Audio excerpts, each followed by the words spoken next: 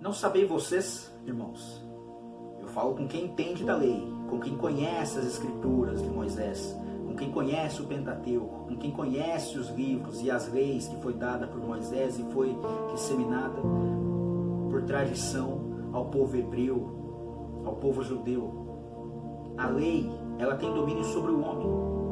Enquanto o homem vive, ele vive debaixo de uma lei.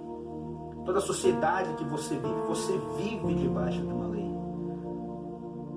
A mesma coisa no caso de uma mulher naquela época, porque a mulher que está sujeita ao marido, enquanto ele viver, ela está ligada a ele pela lei. Mas quando o marido vier a morrer, essa mulher está livre da lei do marido, podendo procurar um outro marido. Mas se o marido viver e esta mulher caçar um outro marido, ela será chamada de adúltera, se for de outro marido. Mas morto o marido, a partir do momento que ele morre, essa mulher está livre da lei. E assim ela não será adúltera, porque o marido já se foi. A mulher se tornou viúva e ela poderá procurar um outro companheiro. Assim, meus irmãos, pegue o exemplo da vida com Cristo. Também vocês estão mortos para a lei, pelo corpo de Cristo, para que sejais de outro. Vocês não vivem mais pela lei, mas agora vocês vivem com um novo marido. Você, ó igreja, não pertence mais à lei do Antigo Testamento, mas vive para um novo marido, que em graça te trouxe vida. Para que sejais de outro. Quem é esse outro? Jesus, aquele que ressuscitou dentre os mortos, a fim de que demos frutos para Deus. E qual é o fruto que nós damos? O fruto é andar igual a Jesus andou. O fruto é amar igual a Jesus amou. O fruto é viver, é pensar, é agir, é emanar a essência que Jesus emanou. É esse fruto que me faz ser filho de Deus, que me faz ser semelhante a Jesus, que era um só com o Pai, o que me torna também um só com o Pai, quando, inspirado em Cristo, eu sigo seus caminhos. Porque quando estávamos na carne, as paixões dos pecados, que são pela lei, obravam em nossos membros, para darem frutos para a morte. Enquanto a gente vivia seguindo regras e leis que apenas afrontavam o nosso corpo, em nada me edificava espiritualmente. E nisso, aproveitando-se dessa lei, o pecado se utilizava da minha fraqueza, das minhas limitações, para produzir um fruto de morte.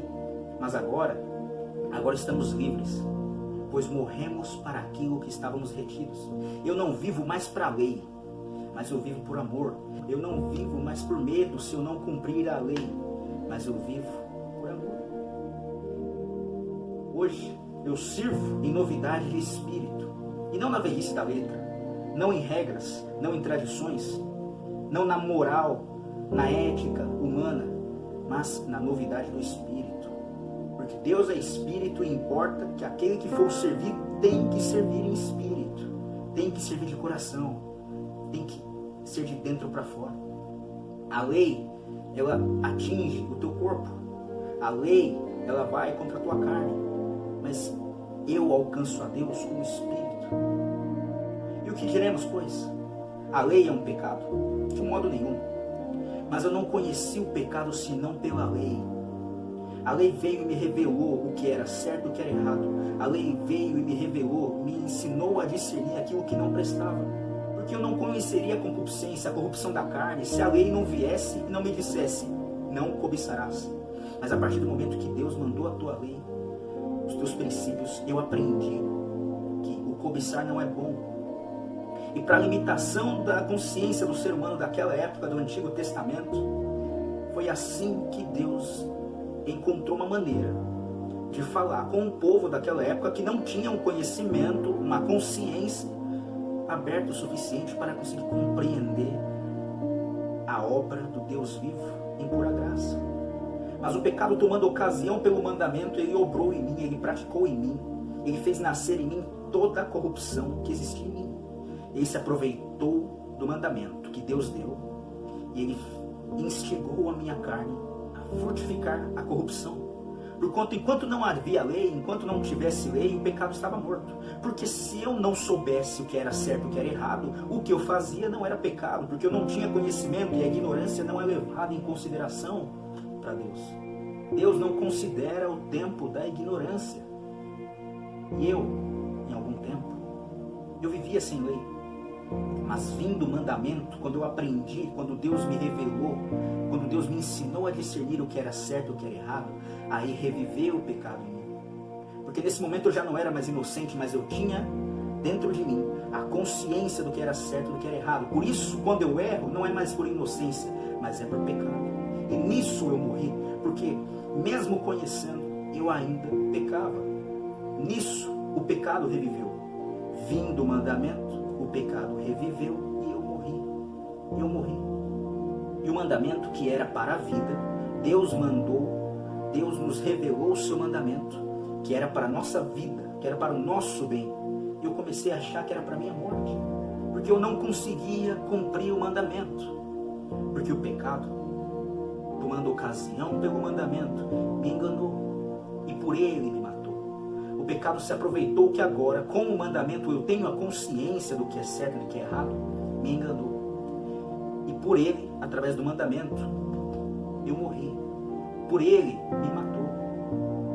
Porque agora eu peco. Não é mais um erro inconsciente, sem discernimento, mas é um erro com consciência. E assim, que fique claro que a lei é santa, o mandamento é santo, é justo e é bom. Deus deu o mandamento aos homens para o bem dos homens, não para o bem de Deus. E por acaso se tornou o bem em morte? De modo nenhum. O mandamento de Deus é bom, sempre foi bom.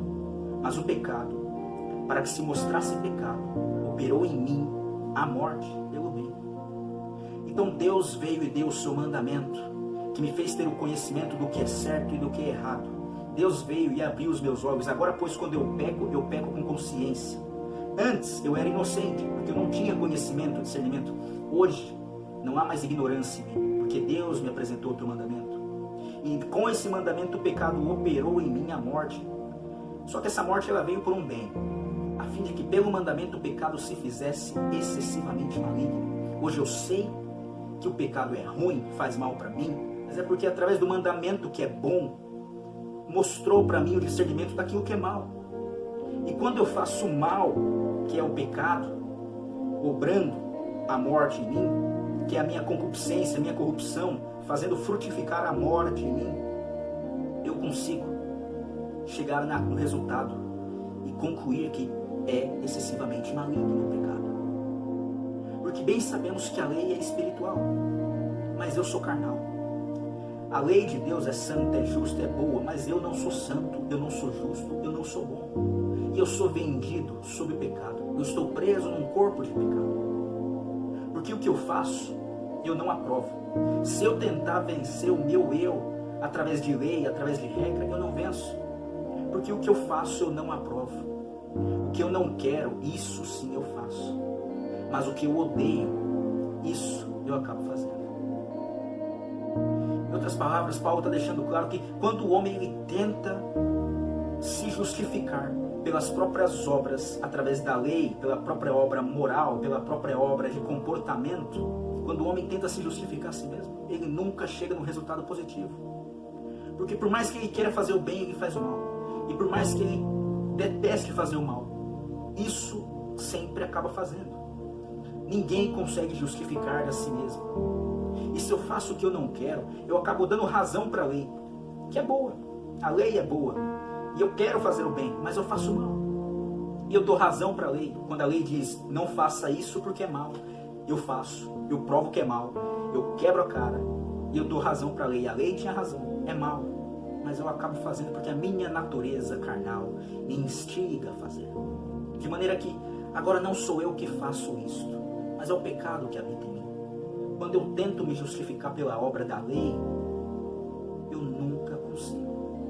Porque eu sei que em mim, isto é, na minha carne, não habita bem algum. Não habita bem algum. Eu não sou bom por mim mesmo. Eu não sou santo por mim mesmo. Eu não sou justificado por mim mesmo. E com efeito, O querer fazer o bem está em mim. Eu quero fazer o bem. Eu quero servir a Deus. Eu quero agradar a Deus. É por isso que se eu seguir toda a lei de Moisés, dos 10 mandamentos e todos os ensinamentos da tradição religiosa daquela época que os judeus transmitiam de geração em geração, eu nunca consigo me santificar, eu nunca consigo me justificar. Porque o bem que eu quero fazer, que é servir a Deus, eu não faço. Mas o mal que eu não quero fazer, que é pecar contra Deus, que é me desviar dos caminhos de Deus, isso sim eu faço. Ora, se eu faço o que eu não quero, já não faço mais eu, mas é o pecado que habita em mim que faz. Eu quero servir a Deus, eu quero agradar a Deus, eu quero ser santo e justo diante de Deus, mas eu não consigo. O pecado que habita em mim me impede, essa minha natureza de Adão me impede. Hoje então eu encontro em mim, quando eu tento me justificar a mim mesmo pelas próprias obras da lei, eu acho então em mim esta lei, que quando eu quero fazer o bem, servir a Deus, fazer o bem, o mal está comigo. A minha carne, a minha natureza corrompida me impede de me justificar, de me santificar, de servir a Deus puramente. Porque segundo o homem interior, ou seja, segundo o meu espírito, eu tenho prazer na lei de Deus. Eu quero servir a Deus, eu quero buscar a Deus, me agrada ir ao encontro de Deus. Mas vejo nos meus membros, ou seja, na minha carne, uma outra lei que batalha contra a lei do meu entendimento, ou seja, com a lei do meu espírito, com o meu eu interior. E essa lei carnal me prende debaixo da lei do pecado que está na minha carne. Nisto, com o espírito eu quero servir a Deus, mas com a carne eu acabo sempre tropeçando. Isso se eu tentar justificar a mim mesmo, porque esse meu corpo é carnal, esse meu corpo é terreno, esse meu corpo é corrompido. Por mais que eu queira servir a Deus, justificando, santificando a mim mesmo, através das obras da lei, eu sempre falho. Miserável homem que sou. Quem me livrará do corpo desta morte? Graças a Deus, Jesus Cristo, o nosso Senhor. Assim que eu mesmo, que com o Espírito sirvo a lei de Deus, com a carne, eu acabo sempre preso na lei do pecado. Mas graças a Deus, que esse miserável homem que sou, está livre do corpo da morte, pelo sangue de Jesus Cristo. Por isso que Paulo finaliza: miserável homem que sou. Quem vai me livrar desse corpo pecador que nunca consegue servir a Deus de forma correta, que nunca consegue se purificar, se santificar diante de Deus? Quem me libertará desse corpo, dessa morte? Graças a Deus, por Cristo Jesus. Graças a Deus que Ele enviou Jesus. Graças a Deus que Ele enviou o Teu único Filho para que nós fôssemos libertados do corpo desta morte, para que todo aquele que nele crê não pereça, mas tenha a vida eterna, justificado, não pelas minhas obras, não pela minha carne, não pela minha lei. A minha carne padece, pecador eu sou, a minha natureza de Adão está em mim, mas com a vinda do Filho do Homem, eu sou justificado pelo sangue dele, porque ele mandou o teu Filho por todos nós. Porque se fosse para se justificar pelas obras da lei, se fosse para se justificar pela tradição hebraica, nenhum de nós conseguiríamos ver a Deus, porque não há nenhum justo sequer. Mas um justo morreu por todos os injustos, para que nós tenhamos a vida eterna.